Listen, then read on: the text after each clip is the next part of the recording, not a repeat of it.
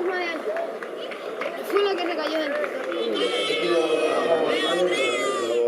Mi sobrina que está ahí, la de las vallas.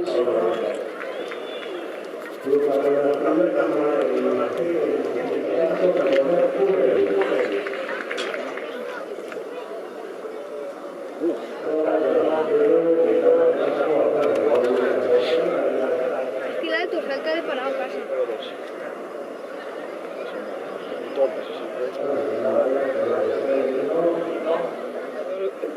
Tercera. Y digo, María, igual es un segundo. Sí, yo me acuerdo cuando me metí en el 80. Mucho que la limpiara fuera. Y ves que me dice, ahora Andrea, me clasifica para las vallas. Nada, eso. Vamos, 7 vueltas en medio.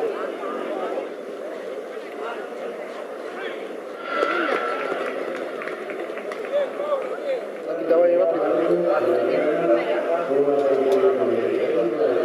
hay gente que tiene que explicar. La de masculina, claro. Ay, la mía. Allá, igual.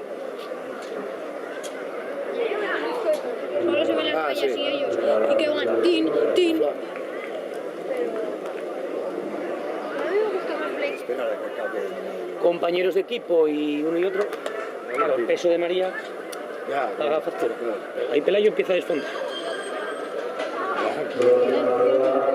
Como, no sé, bueno, pero da igual, no es justificable, son compañeros. un intento, ya eso se nos queda aquí. ¡Ay! Sí, eso. Ya, pero estaba más bajo, yo creo. Claro que se especifican las cosas.